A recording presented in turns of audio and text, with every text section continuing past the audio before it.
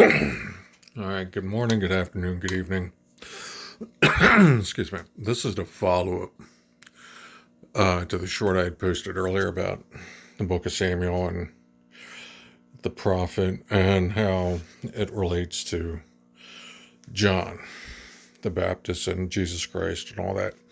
So, if you're watching this, one thing I would recommend is open up your book to 1 Samuel chapter 1 and start there and read up till about verse 30. Right to the point of where you see about Samuel's parents and Samuel's mother Hannah and how she she wasn't able to have children until she got favored by God. Now, after you read that, go into the book of Luke. The book of Luke is where it's going to get interesting for you, because when you get in the book of Luke, very first chapter again, look at how it parallels with John's parents.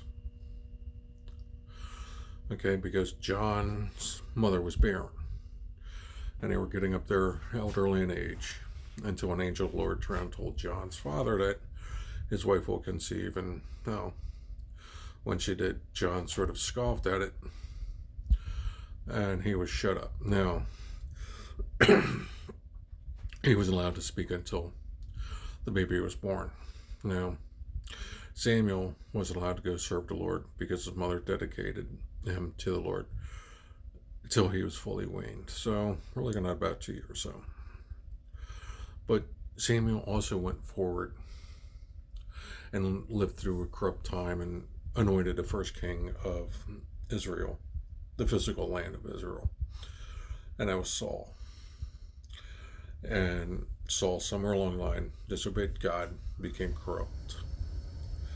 And then when we look in John, and you look at how the Israelites or Hebrews, depending on which way you want to look at them and call them, were acting, they were very disobedient towards God, much like Saul was.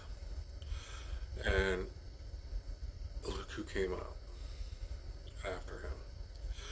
With Saul, he found David, but Saul looked at him on the outside and judged him. Where John saw Jesus and said, "Behold, the Lamb of God." And there are similarities, because David was a shepherd, Jesus was the sheep. You know, and the reason I said it, because he was referred to as the Lamb of God, but Jesus also really was more of a shepherd, because he was getting his disciples together and shepherding people to where they needed to be. So when we look at certain things and all, we can see the parallels, because Samuel didn't leave till God said it was time. And even then, Saul was still alive and chasing David, and Saul went and had Samuel resurrected. That's actually written in there. Try to use the spirit of medium to bring him up. Now you're probably asking yourself, where does this fit in with Jesus and John the Baptist? Well, if you look at it, John the Baptist was chasing Herod. Herod had him executed because he didn't like what he said. Much like Saul didn't like what Samuel had to say, but he did respect him. But at that time, there were many demons roaming, walking the face of the earth. But again, you can see certain parallels happening if you pay attention in the Bible and you look, allow the Spirit to move in you, you'll see the clues. You'll see a lot of videos where people are like, "Oh, we're getting closer, and we are. I'm not discounting the fact that we probably are getting closer to the end. The signs are there, we're just not paying attention. More and more people are saying what is evil is good and what's good is evil. So I'm going to leave you with this one note. It's a very short epistle, letter, whatever.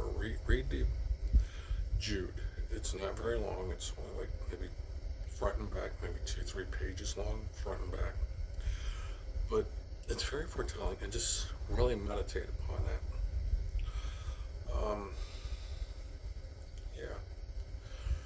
But when you look at the way Saul, Samuel, and David all were, you had Herod, Jesus, and John the Baptist. Kind of interesting when you really look at it that way. Because Herod was afraid of losing his power, much like Saul was afraid of losing his. So there's some more parallels.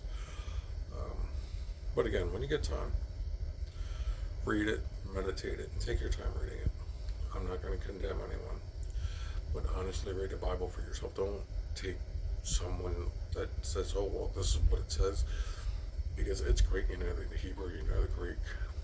Doesn't mean you know everything. I know neither, and I still don't know everything, and God's still showing me everything. Because I want to leave you with this now. Think about who Jesus chose to be his apostles. They weren't the most learned men at the time. They weren't the Pharisees or Sadducees. They were everyday people. Because then they can get influenced by the rules and the laws and everything else. But not only that, when you pick